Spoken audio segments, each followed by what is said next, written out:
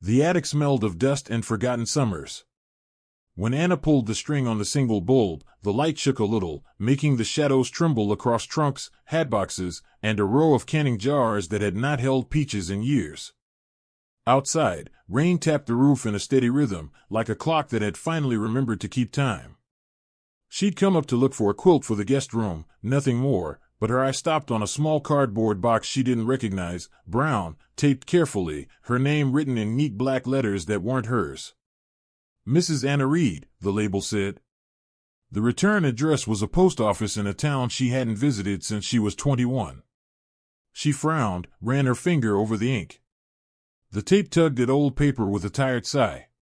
Inside, beneath tissue that smelled faintly of library shelves and old cedar, lay a single envelope. Cream turned butter yellow, the kind of paper that knew how to hold a moment. The stamp showed a price she hadn't seen in a lifetime. Above it, a red mark, delayed in transit. She sat on the floorboards, their cold seeping through her jeans, and held the envelope the way people hold a sleeping bird, careful, 2 hands, breath slowed. Her heart already knew before her mind allowed the name to form. Luca, she whispered. It was the summer of 1975 again in one breath. A crowded fairground, lights strung like stars too close to touch. A boy with dark hair and a laugh that made her think of Rivers. He was an exchange student working at the marina, patching boats and saving his money. She was a librarian's daughter who loved the feel of paper and the hush of stories.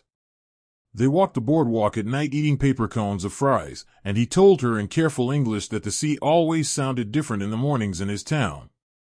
He promised to write when he left. She promised to wait for a letter. It had never come. Life does what it does, turns like a wheel you can't see, but you feel it moving. Anna married Michael, a gentleman who fixed radios and hummed while he cooked. 2 children, then grandchildren. Birthdays, new schools, kitchens painted and repainted the color of butter.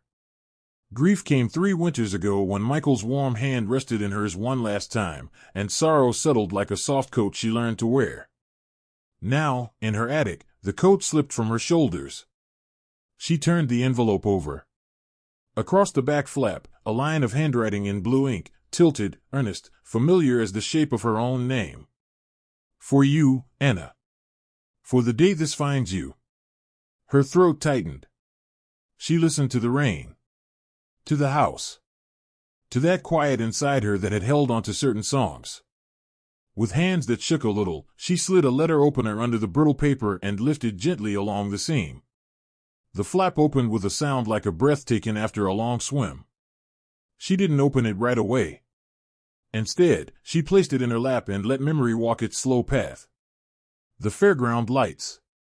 The boardwalk's wooden planks giving that small, happy sound under their steps.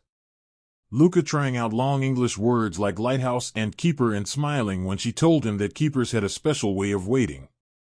You told me once, she said into the attic air, that hope is a light someone has to tend. The bulb above her hummed as if it remembered too. She carried the envelope downstairs, put the kettle on, and set the letter on her kitchen table like a map she had waited years to unfold. The rain softened outside, a kind of listening. She brought over her reading glasses and the good cup with the tiny chip on the rim. She did not hurry. Some doors you open slowly because it feels right to let the hinge remember its work. When steam rose, she sat and smoothed the paper once, then twice, the way her mother used to smooth tablecloths.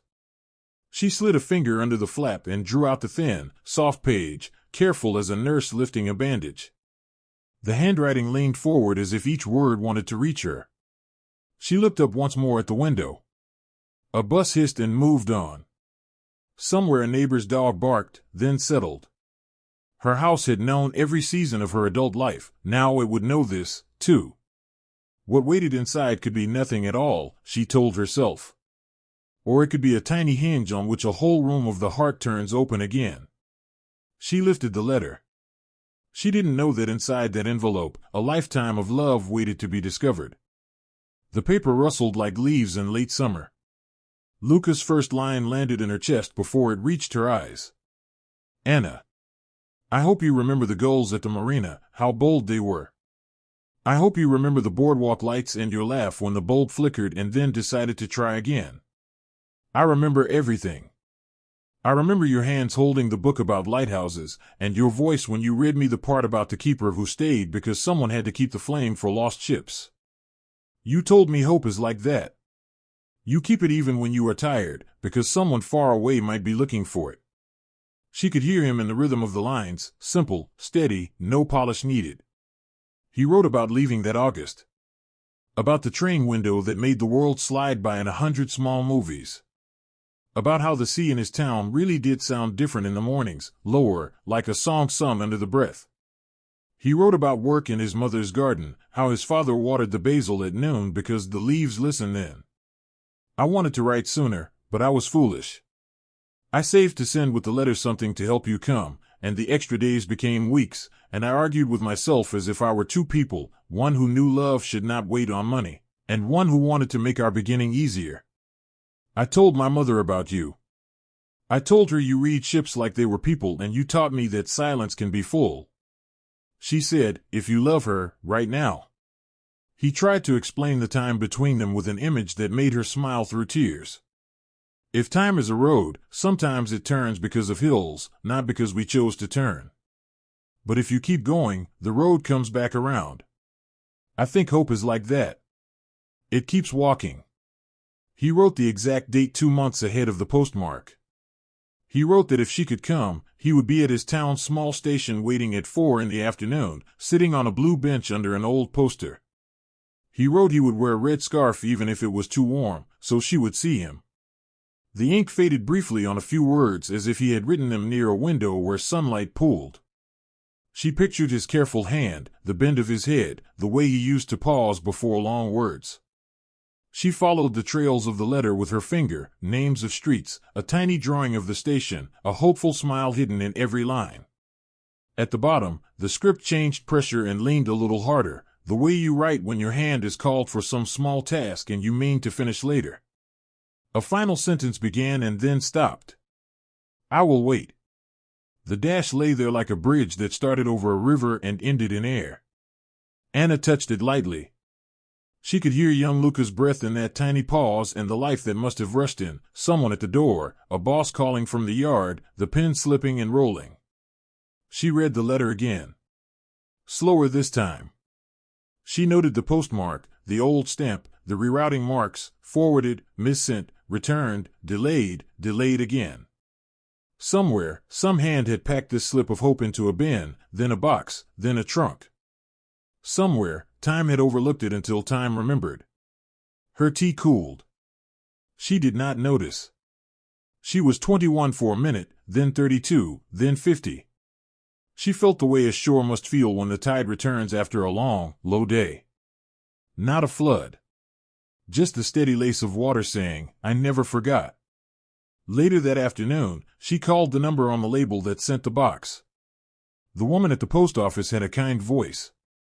We're returning a lot of old mail, she explained. A retired carrier's trunk turned up in an estate sale. Volunteers and a local historian helped us track recipients or their families.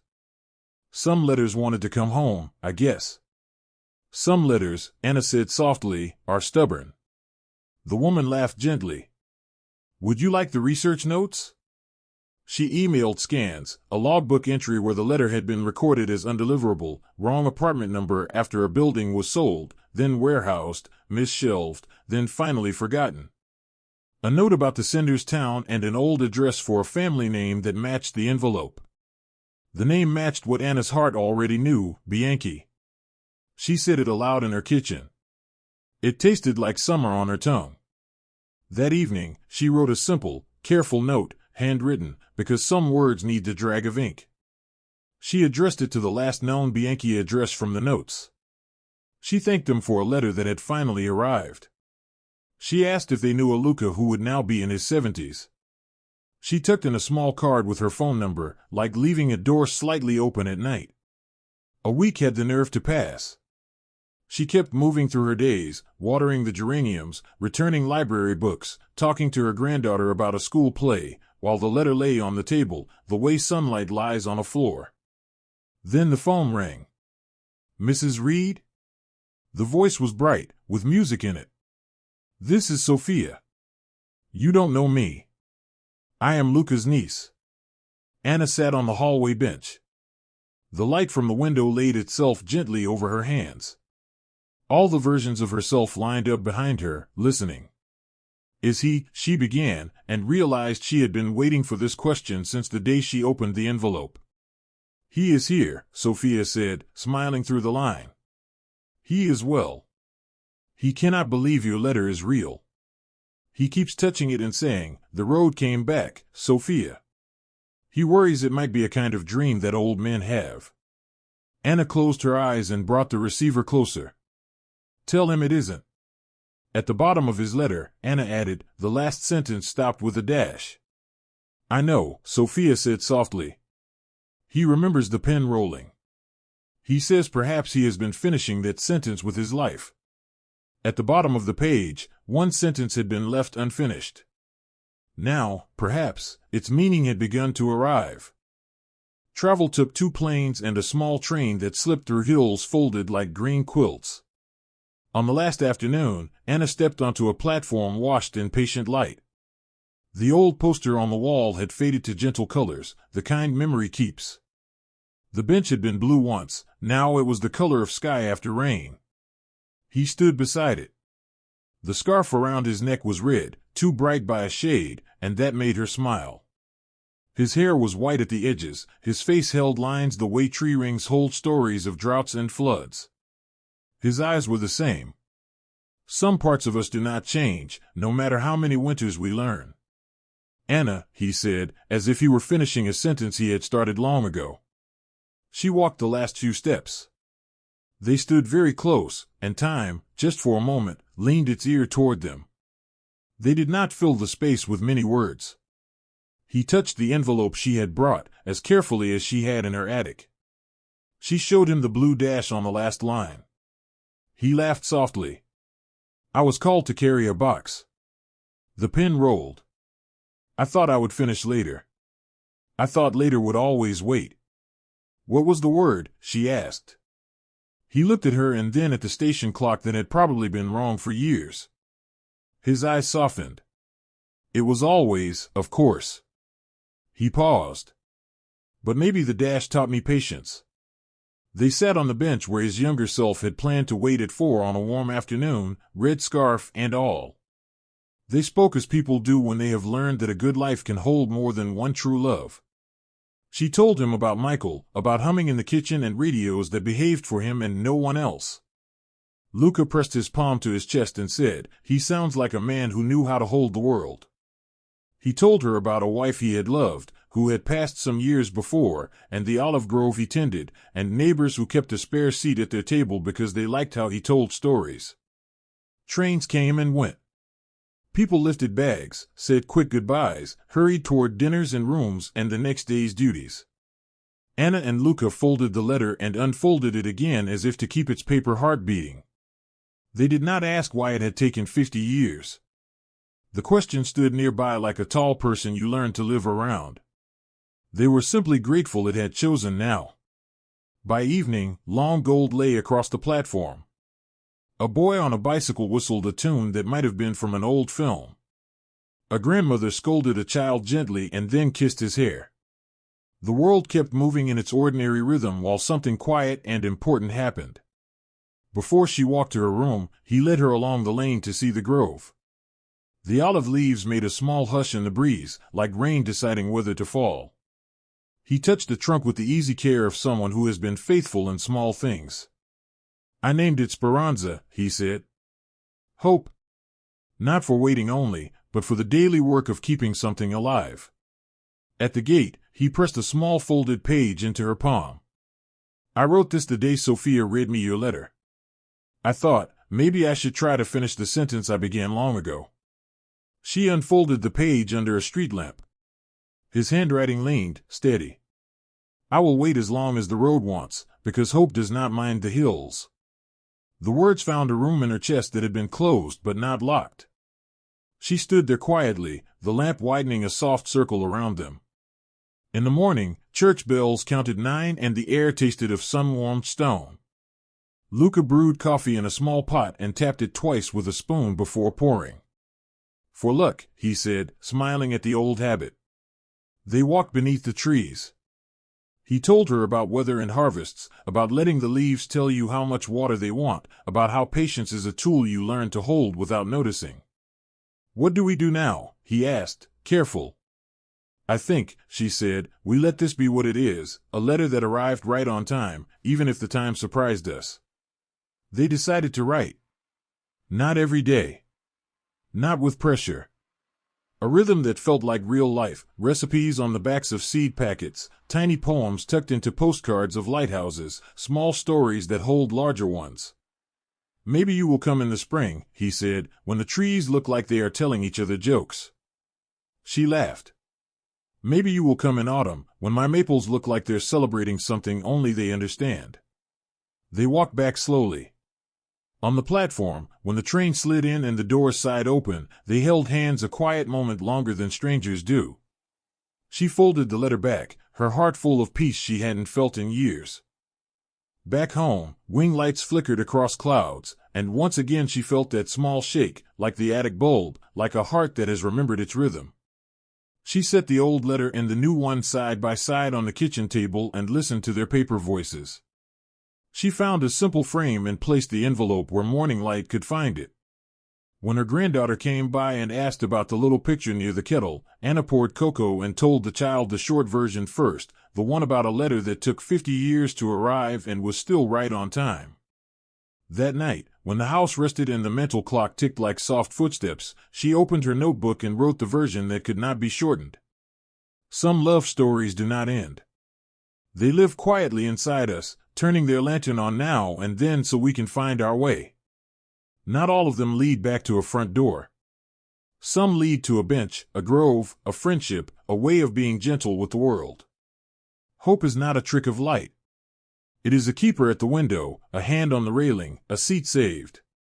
In the morning she carried the framed envelope to the little community library and asked if they might show it in the glass case near the door for a month. "You never know who might need proof that paper can carry a heartbeat across time," she told the young librarian with hair that escaped its knot by noon. The librarian smiled and made a tiny card, the letter that took 50 years to arrive. People paused on their way out with biographies and puzzle books and tall stacks of novels, and some of them stood very still for a moment, like listeners do. One afternoon, a man about her age touched the glass with 2 fingers and cleared his throat. "My mother had one," he said, nodding at the display. "A letter that got lost and then showed up after I had kids." He didn't tell the story. He didn't have to. They shared a brief, kind silence and the understanding that certain doors in the heart opened for many people in many rooms. When the first snow came, it arrived in the evening, quiet as a letter sliding under a door. Anna made tea and sat by the window. She wrote to Luca about how snow bends sound, how footsteps look like small commas in white paragraphs. She told him 2 people cried at the library display and 3 smiled the surprised smile of someone who suddenly remembers where they put a thing they love. She finished with the line she had once read to him from the Lighthouse book, "Somebody has to keep the flame for lost ships." Then she added her own, a truth that had been waiting inside her for years: sometimes the ships are us. Sometimes the light is a letter. She sealed the envelope and pressed it to her lips the way her mother used to as a joke. She placed it on the hall table for the morning. The house rested around her like a hand. She did not need a grand ending. She needed a warm room, a steady chair, a piece of paper that knew her handwriting, and the quiet knowledge that time can be a road with hills, and hope, a traveler who doesn't mind walking. On Sunday, she walked past the library case and saw a small cluster of notes the librarian had placed for visitors to leave thoughts. There were simple messages: "This made me call my sister." "I'm going to write the story of my grandparents." "I kept a postcard in my wallet for 30 years. She placed a tiny card of her own among them, a sentence she wished someone had said to her when she was young. "Keep a drawer for hope. It finds its way home." At home again, she warmed soup, set 2 bowls on the table out of habit, then laughed at herself and put one back. She ate slowly, listening to the radio, a station that still played songs where you can hear the words. She washed the bowl, dried it, and laid the towel across the oven handle, square and neat. She looked once more at the frame by the kettle. It felt not like a shrine but a window. Through it she could see a blue bench, a red scarf, and a road that had curved and then curved back. Before bed, she wrote one more page in her notebook, no story, just a few small truths to save for mornings when the light takes longer. Write when you can. Wait kindly when you must. Keep a seat for the late arrival. Trust the ordinary day. Hope does not mind the hills. Then she turned off the lamp. The house breathed. Somewhere, a neighbor's wind chime counted the breeze. Somewhere, a man across the sea set down his pen and looked toward a grove that had grown one more ring. If this story touched your heart, subscribe for more forgotten letters and timeless memories. Have you ever found something from the past that changed how you saw life?